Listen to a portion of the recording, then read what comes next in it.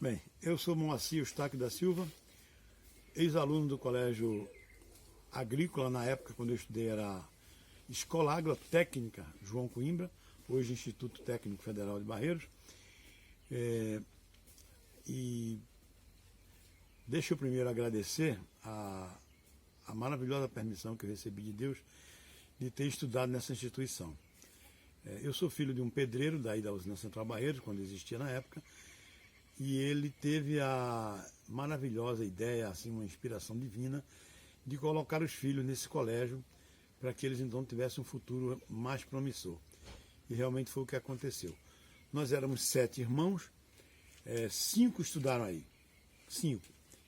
3 foram para a Marinha, eu e mais 2, e uma irmã fez biologia, se formou em biologia depois, né, que terminou o curso aí, e foi para Maceió pesquisar sementes e se aposentou como funcionária da empresa alagoana de pesquisa com sementes. E o mais novo de nós, ele é agrônomo até hoje, né? Ainda trabalha, apesar de aposentado, mas ainda exerce a profissão de agrônomo e trabalhou o tempo todo com cana-de-açúcar. Então, naquela época, nós morávamos em Baeté, um bairro bem distante daí da escola, e nós íamos a pé todos os dias, com chuva, com sol. A nossa mãe não refrescava, não deixava que a gente faltasse aula só porque estava chovendo. A gente tinha capa, guarda-chuva, galocha, tinha que dar o jeito de chegar aí para estudar. Então, por isso, os 5 filhos que estudaram aí, todos se deram bem, né? São pessoas bem colocadas na vida.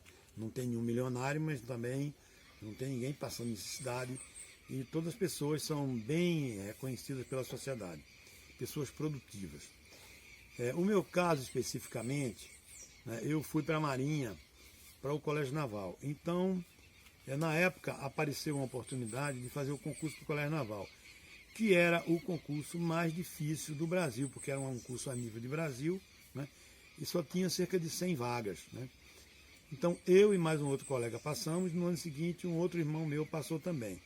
De maneira que essa instituição, ela naquela época, ela conseguia colocar 3 alunos, né, no meio de 100 em todo o Brasil. Eu acho que isso aí foi um mérito muito grande para o colégio e a gente não cansa de agradecer isso, todos nós que passamos por isso aí.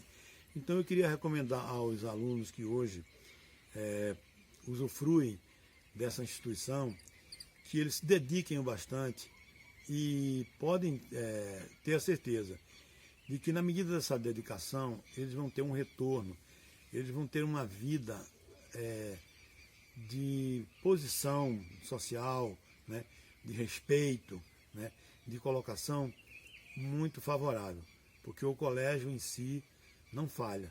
Se o aluno der a parte dele, o colégio corresponde. Bem, então essa é a minha gratidão inicial para com o colégio, né? Inclusive, eu gostaria de mencionar que esse colégio formou gente que chegou até ministro de Estado, né? Nós temos um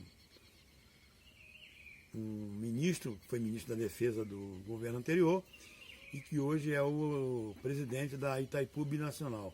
Ele estudou nesse colégio também, de maneira que o colégio tem história. Porque o que faz uma instituição de ensino são os ex-alunos. Os ex-alunos é que servem como termômetro, né, para a eficiência da instituição. Então, o meu caso, né, eu saí da Marinha, me aposentei e resolvi abandonar a cidade grande. Eu morava em Recife, estava aposentado com meus filhos, todos já adultos, né, estudando. E então eu resolvi me mudar para o campo, porque eu percebi que a vida na cidade não era o melhor para mim. Então eu resolvi mudar para o interior. E eu não vim morar numa cidade de interior, eu vim morar num sítio. Tá? Tanto que hoje o meu contato com a cidade, depois de 27 anos morando aqui, o meu contato com a cidade é mínimo. Eu só vou lá fazer uma compra, uma coisa, mas não tenho nenhuma função política, não tenho nenhuma relação assim com a sociedade em si. Apesar de ter sido reconhecido e ter recebido o título de cidadão honorário de Xangrande. Eu, o meu filho e a minha nora, a esposa dele. Bem, então eu optei por viver no interior, no sítio, né? Mas não era um sítio como esse que vocês estão vendo aqui, apesar de ser no mesmo lugar. Era uma terra completamente devastada. Nós temos muitas fotos disso aqui para mostrar quem vier. E também nos vídeos que a gente tem no YouTube aparece, né? Então eu comprei essa terra muito pobre, muito ruim mesmo, né? Comprei com o dinheiro que eu juntei através de linhas telefônicas. Naquela época se alugava telefone fixo. Eu fui juntando. E quando eu tinha 5 telefones, eu vendi tudo, comprei a terra aqui e vim para cá. Qual era o meu pensamento? Todo mundo tem vontade de salvar o mundo. Eu também tinha e tenho ainda. Só que salvar o mundo é uma obra gigantesca. Mas salvar 2,5 hectares eu vi que era possível. Então, comprei a terra, não tinha água. A água eu ia beber no vizinho, pegava água lá de balde para trazer para cá. Mas, antes de comprar a terra, eu vi que tinha a possibilidade de cavar uma cacinha e conseguir água. Aí que fez? Consegui água, né? E consegui sobreviver. Convenci a família a vir para cá, né? Isso foi importantíssimo. Não só a vinda da minha mulher, mas principalmente a vida do meu segundo filho, que já estava formado em engenharia mecânica, largou a profissão para vir aqui trabalhar comigo, produzindo ecologicamente. Isso é muito importante. E aí, ele começou a me ajudar e a gente começou a produzir. Ora, quando se vem para o mato, a primeira coisa que você pensa é plantar uma hortinha, criar uma galinha, aquelas coisas simples, né? E a gente produzia, só que foi produzindo, e aí a produção começou a crescer, graças a Deus, e começamos a vender e tal. E aí fundamos, juntamente com outros vizinhos aqui da região, fundamos a primeira feira de produtos orgânicos lá em Gravatá e a segunda que foi em Recife, lá por trás do Colégio Damas de São Luís. Então, ficamos aí produzindo e tal, e levando, vendendo direto ao consumidor. E apesar de ser uma venda vantajosa, porque a gente vendia direto ao consumidor sem atravessador, mas não valia a pena porque era um produto perecível de baixo valor agregado. Então foi quando meu filho teve a ideia de produzir a cachaça orgânica, porque qualquer coisa que a gente fosse produzir aqui tinha que ser orgânico. Desde o primeiro dia que a gente pisou aqui, a nossa proposta era não usar agrotóxico. Isso é muito importante para vocês que são do Instituto aí de Ensino Agrícola, né? Porque hoje tudo tem que ser produzido com agrotóxico. Porém, já existe uma tecnologia chamada agrofloresta que permite uma produção sustentável em pequena escala para agriculturas familiares, né? E também já se faz agricultura em larga escala, desde que não seja monocultura. Vocês podem pesquisar isso, tem muita coisa já publicada aí, onde você pode produzir consociado gado, árvores, legumes, cana-de-açúcar, tudo que você quiser, dependendo do tamanho da tua terra, sem usar os produtos químicos. Que a gente sabe que a química é uma ciência maravilhosa, como a física também. Eu sou formado em física pela Universidade do Estado do Rio de Janeiro. E eu classifico as 3 ciências, a física, a química e a biologia, como 3 ciências muito perigosas. A matemática é a ponta de lança, é a origem, é espetacular. Mas essas 3 aí, veja só, a química, ela produz os medicamentos, né? Que todo mundo sabe que medicamento é veneno, qualquer médico sabe isso. Agora com a pandemia estão vendo que todo mundo está agora entendendo de medicina, porque se for dado na dosagem correta é medicamento, se for dado na dosagem errada é veneno. A parte da física, a física produziu toda a revolução industrial, produziu toda essa maravilha que está aí, a indústria, mas culminou aonde? Culminou na revolução, nas bombas atômicas, que é a destruição do planeta. Pode causar a destruição total do planeta. E a biologia, olha, a biologia também, melhoramento genético, tal. Mas o que está acontecendo? Esse vírus aí pode ser resultado de manipulação. O homem se meteu a manipular os vírus, no interior da matéria, e produziu isso que está aí. Um caos total no planeta. Então, é preciso ter muito cuidado com essas 3 ciências. Então, a questão da ciência e da tecnologia. É preciso ter muito cuidado com isso, para não exagerar. Porque se você exagera, a gente viu, né? tanto a física como a química como a biologia podem causar desastre. Bem, a tecnologia. Eu já escutei uma história aí, nesses programas de televisão, de que a agricultura do futuro seria com drone, colocando gotas e miligramas de adubo em cada planta, no metro quadrado e não sei o quê. Eu acho isso exagerado, não precisa nada disso. Porque a natureza, ela provê tudo. A natureza, ela cria o adubo, a natureza, ela cria a água, a natureza cria tudo. É só a gente não trabalhar contra ela. Se você trabalhar a favor, ela providencia tudo, né? Então, por exemplo, se você consegue consorciar as lavouras, as culturas, de acordo com o estágio evolutivo de cada uma, dentro do sistema da formação da floresta, você vai ter produção o ano inteiro de vários produtos e você vai ter a segurança alimentar para a humanidade toda, né? Você não vai ter áreas de desertos, área de vazio humano, você plantar 10 mil, 100 mil hectares de uma mesma cultura e lá não tem ninguém morando. Eu não acredito que isso daí tenha futuro. Eu acho que no futuro as pessoas vão estar integradas no meio ambiente. As cidades serão muito menores, né? Muitas cidades pequenas, né? Organizadas, com vida confortável, e os campos todos habitados e ocupados. Inclusive, eu acredito que o planeta Terra tem capacidade de sustentar 30 vezes a população que está aí. 200 bilhões de pessoas não ficam demais. Agora, se for morar todo mundo na mesma cidade, realmente não cabe. Mas o que a gente vê de campo vazio por aqui é brincadeira, né? Por quê? Porque a gente fez até agora um trabalho de ganhar dinheiro, ganhar dinheiro e ganhar dinheiro. E um trabalho imediatista. Você só vê o resultado de amanhã. A gente tem que fazer um trabalho que dure milhares e milhares de anos. E para ser assim, tem que estar de acordo com as leis da natureza. Não adianta querer botar só as leis da física ou só as leis da química e separar somente as leis da biologia no laboratório e querer aplicar isso para o mundo todo. Não faz sentido. Tem que se integrar. Você tem que trabalhar com as lagartas, com as borboletas, com as formigas, com o cupim, com o passarinho. Trabalhar junto com eles e não contra eles. Chegar numa terra, destruir tudo para plantar aquilo que você quer. Aí você planta chuchu. Beleza. Plantou chuchu. Só chuchu. Aí vai para a Ceasa vender seu chuchu. Quando chegar lá, quem é que vai dizer o preço do chuchu? É você que produziu? Não. É o atravessador que vai comprar.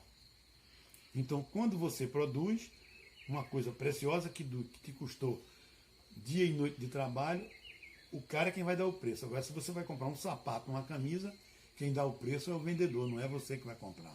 Veja que injustiça. Isso é resultado dessa corrida insana atrás do dinheiro. As pessoas ficam correndo atrás do dinheiro e destroem a natureza. Destrói o seu próprio habitat. O sertão não era para ser seco como é. Realmente tem a questão de ser distante do mar, os ventos e tal. O sertão não é úmido como a Amazônia, não é. Você nunca vai conseguir plantar ali uma mata amazônica, uma mata atlântica. Mas você pode ter bastante água para sustentar uma população muito grande naquele ecossistema. E vivendo com conforto, com tranquilidade, com saúde. Bem, então, recapitulando sobre aquelas três ciências que nós estávamos falando, a física, a química e a biologia, né? Existe uma forma de energia que elas três não estudam, não se preocupam, né? Mas que é muito importante. É a energia vital, a essência vital. E por que elas não atacam esse aspecto da natureza? Porque não tem como mensurar. A energia elétrica, a energia térmica, a energia mecânica é medida facilmente, mas a energia vital, a ciência não tem como mensurar, como transformar isso em número. Mas acontece o seguinte, que a energia vital ela está muito relacionada com uma entidade física que também não é muito conhecida, é a entropia, né? O que é a entropia? A entropia ela está relacionada com a desorganização. Ou seja, se você coloca muita energia dentro de um sistema, esse sistema com o tempo ele vai se desorganizando, a entropia vai aumentando e esse sistema vai ficando cada vez mais impossibilitado de funcionar, né? Então a entropia ela está ligada à degradação, à desorganização. Por exemplo, é possível desorganizar uma molécula de água, uma simples molécula de água você pode desorganizar. Com isso você pode até, aquela água que seria nutritiva, pode ser cancerígena, né? Isso a medicina já estuda, só não sabe quantificar. Bem, então vamos falar de alimentos, né? Um alimento, in natura, ele tem uma quantidade de energia vital. Se você aquece ele, seja fervendo em água, ou fritando na gordura mais quente, ou torrando, cada vez que você aumenta essa temperatura, que você usa mais energia, ele vai se entropizando mais, ele vai se desorganizando, vai perdendo energia vital. Então, por exemplo, pipoca, torresmo, são ótimos, mas não são alimentos. Você pode consumir aquilo como uma brincadeira, como um passatempo e tal. Então você não pode se alimentar de comidas com alta entropia, que aí tem baixa energia vital. Se você consumir esses alimentos, fatalmente você vai adoecer. Então, a energia vital, ela trabalha no sentido contrário. Como assim?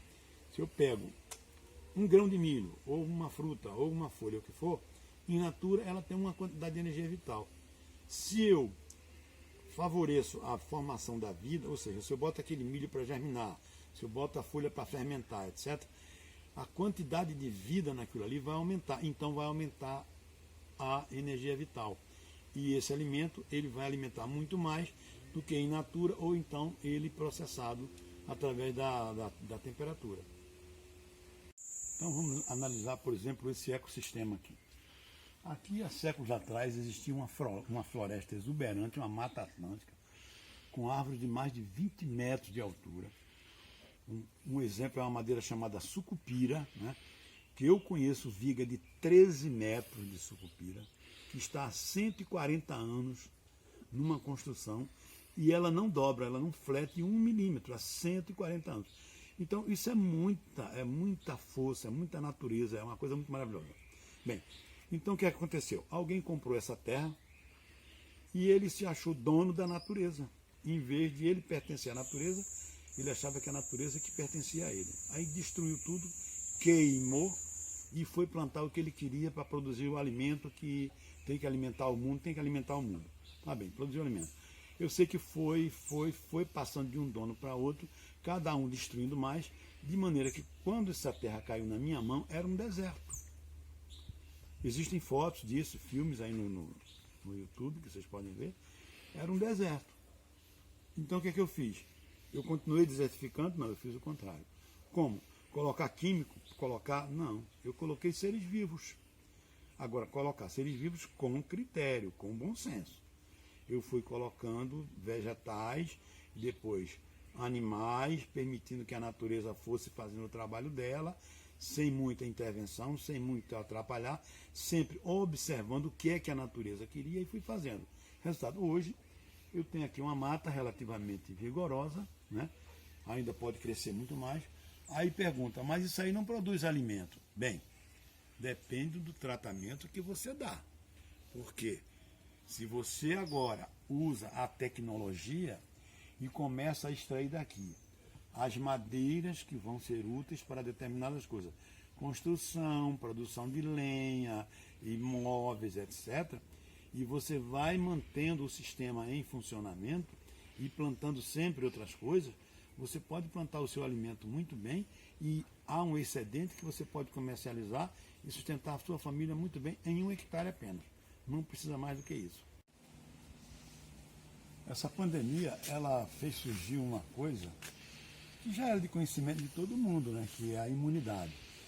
Porque tem os medicamentos, pode surgir uma vacina e tudo mais, mas o que tem se falado muito é na questão da imunidade. E a imunidade, ela está muito relacionada com a qualidade do alimento, a qualidade do sono, o bom humor, ou seja, coisas que não são muito mensuráveis, coisas que estão ligadas justamente àquilo que eu tenho falado, da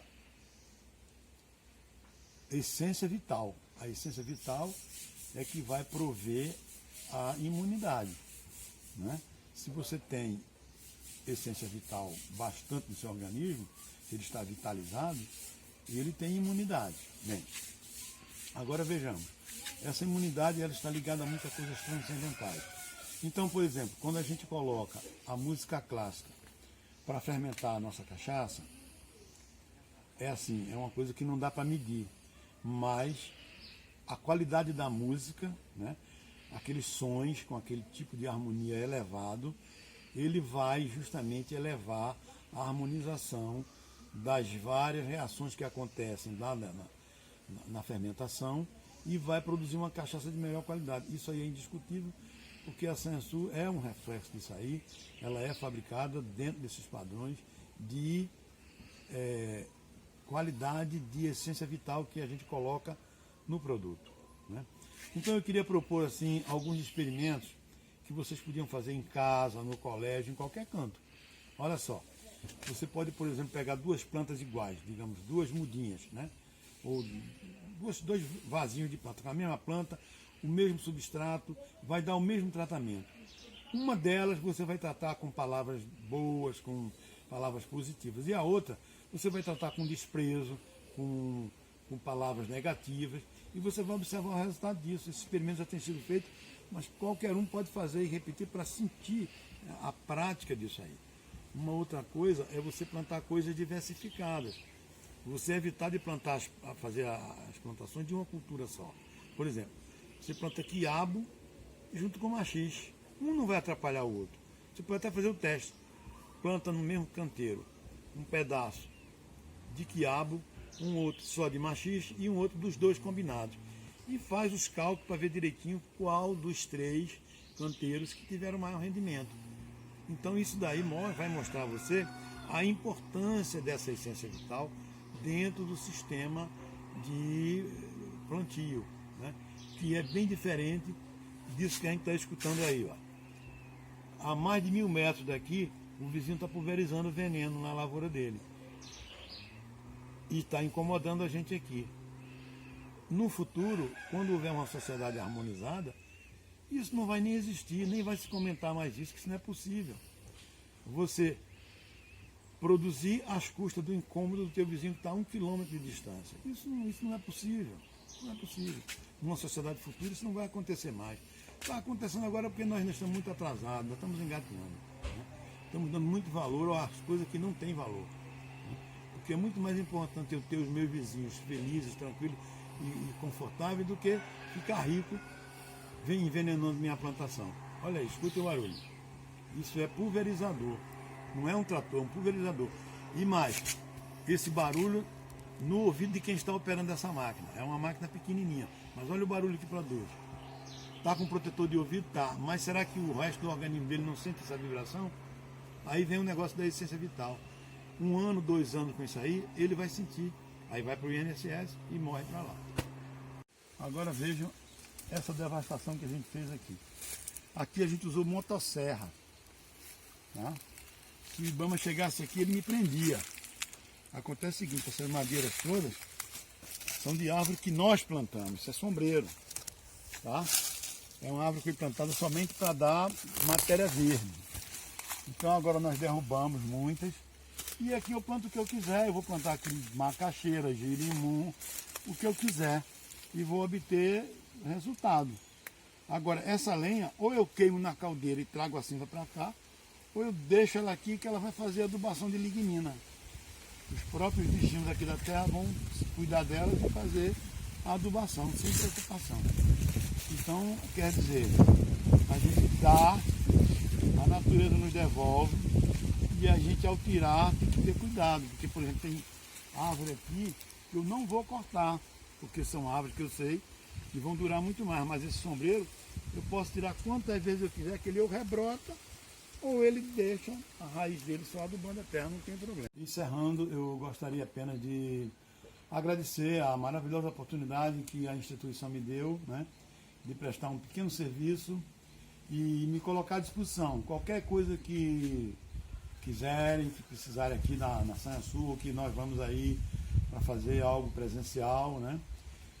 Nós estamos à disposição, porque qualquer coisa que eu fizer por essa instituição é uma pequena parcela da gratidão, né, que nós devemos.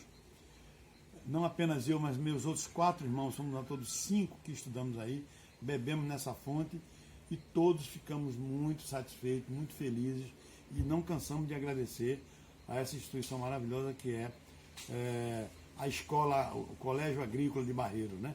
A Escola Agrotécnica João Coimbra, que nós frequentamos e que hoje é o Instituto Federal de Pernambuco, do Campus Barreiro. Muito obrigado, à disposição.